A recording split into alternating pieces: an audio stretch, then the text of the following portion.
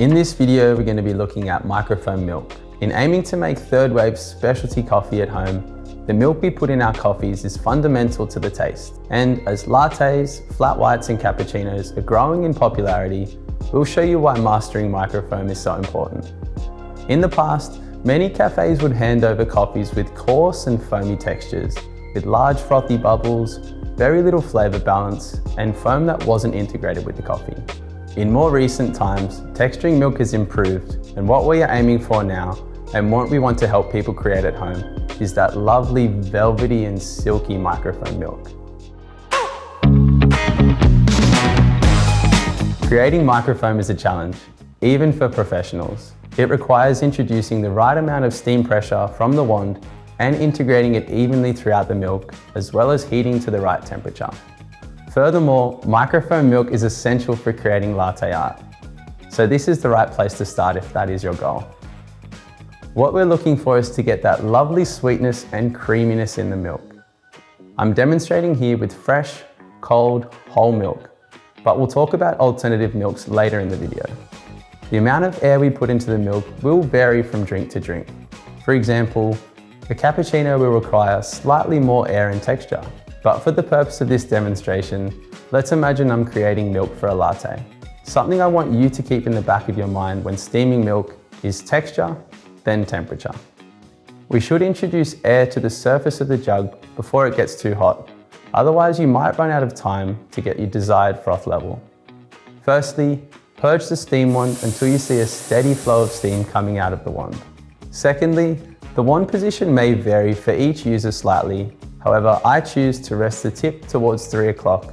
Rest the tip 1 centimeter below the surface of the milk and slowly introduce air by gently pulling the jug downwards and away from the machine.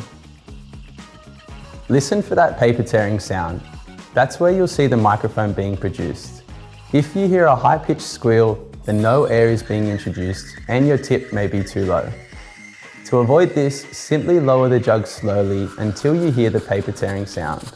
On the other hand, if you're getting bubbles that are too big, you may need to submerge the wand a little lower. Make sure you keep the milk in a nice circular vortex-like motion.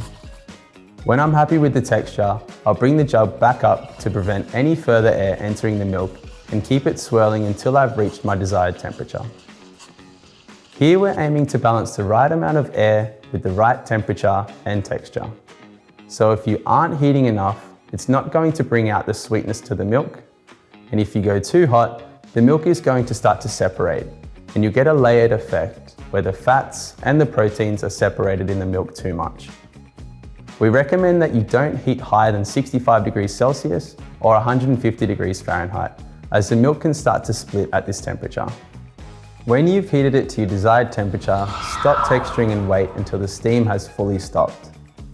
Gently remove your jug and swirl the milk in the jug to integrate the texture. Don't forget to wipe and purge your steam wand. Some of our espresso machines have automatic microfoam options for a specific coffee, but if you prefer to do it yourself, practice makes perfect, and you could end up with something like this.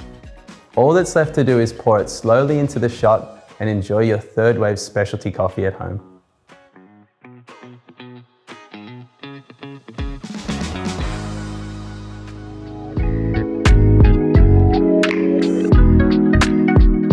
Today, we have so many alternative milks available. Whether people are choosing them for dietary or sustainability reasons, there are many options. Some of the ones that have been around for a while include skim milk, whilst on the non-dairy side, you've got options like almond, soy, oat, coconut, macadamia, rice, and goat milk. With all of these alternative milks, a lot of what we're trying to do with the texture is replicate the same results that we can produce with whole milk. In general, the higher the fat, protein, and sugar content, the easier it is to texture with alternative milks. Almond milk, for example, is generally more watery and harder to make microfoam than soy or oat. Also, generally speaking, non-dairy milks can't withstand as much heat as full cream milk. So the recommended temperature is around 55 degrees Celsius or 130 degrees Fahrenheit. Much higher and they may begin to split and curdle. I recommend experimenting with different brands of milk, different temperatures and different textures to see what your preference is for your coffee.